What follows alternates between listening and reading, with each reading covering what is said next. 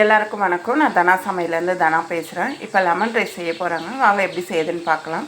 அதுக்கு தேவையான பொருள் பார்த்துக்கலாம். நான் ஒரு துண்டு இஞ்சி, ஒரு 15 பல் பூண்டு, 3 பச்சை மிளகாய், இது மூணுத்தையும் ஒரு பேஸ்ட்டு மாதிரி அரைச்சிட்டு வந்துடலாம். இப்போ பேஸ்ட்டு மாதிரி அரைச்சாச்சுங்க. இது ஓரமாக வச்சுக்கலாம். இப்போ நான் ஒரு கடாய் வச்சுருக்கேன். ஒரு 4 டேபிள் ஸ்பூன் அளவுக்கு எண்ணெய் ஊற்றிருக்கேன். எண்ணெய் காஞ்சிருச்சு. இப்போ ஒரு அரை டேபிள் ஸ்பூன் அளவுக்கு கடுகு போட்டுக்கோங்க. ஒரு அரை டேபிள் ஸ்பூன் அளவுக்கு சீரகம்.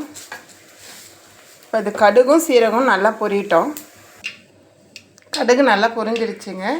இப்போ ஒரு 2 டேபிள் ஸ்பூன் அளவுக்கு கடலைப்பருப்பு, கொஞ்சமாக பெருங்காயம்,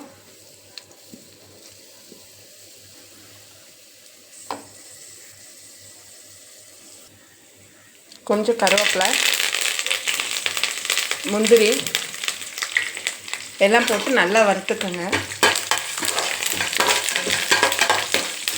லெமன் ரைஸ்க்கு முந்திரி போட்டிங்கன்னா செம்ம டேஸ்ட்டாக இருக்குங்க. நீங்களும் ஒரு முறை ட்ரை பண்ணி பாருங்கள். இதில் நான் வரமிளகா போடல, ஏன்னா நம்ம பச்சை மிளகா அரைச்சி ஊற்றிருக்கோம். கேஸ் வந்து சிம்லேயே தாங்க இருக்குது. இப்போ ஒரு ஸ்பூன் மஞ்சள்தூள் போட்டுக்கலாம்.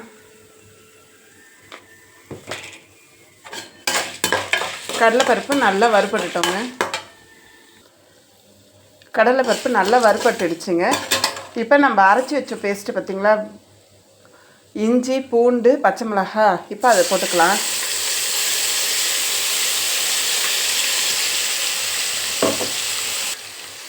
கேஸ் சிம்லேயே தாங்க இருக்கணும். இதில் இருக்கிற தண்ணி மொத்தத்தையும் ட்ரை ஆகணும். தண்ணி நல்லா வடிஞ்சிட்டு, தண்ணி நல்லா ட்ரை ஆனால் மட்டும்தான் நம்ம ரைஸ் வந்து டேஸ்ட்டாக இருக்கும். இல்லைன்னா ஒரு மாதிரி சல்லுன்னு இருக்கும். இந்த தண்ணி ஃபுல்லாக வடிட்டோம். ஒரு 2 நிமிஷம் ஆகுங்க. அப்போ தான் அது பச்சை வாசனையும், அந்த பச்சை மிளகாய், இஞ்சி, பூண்டெல்லாம் பச்சை வாசனை போயிடும். லெமன் ரைஸ் சூப்பராக இருக்கும். சரி, இது 2 நிமிஷம் அப்படியே இருக்கட்டும். நல்லா வதங்கிடுச்சுங்க. இப்போ கேஸ் ஆஃப் பண்ணிடலாம். கேஸ் ஆஃப் பண்ணிவிட்டு நான் 2 லெமன் புழிஞ்சு வச்சுருக்கேங்க. இப்போ அதை ஊற்றிடலாம். ஊற்றிட்டு நல்லா மிக்ஸ் பண்ணிக்கோங்க. இப்போ சால்ட்டு போட்டுக்கோங்க.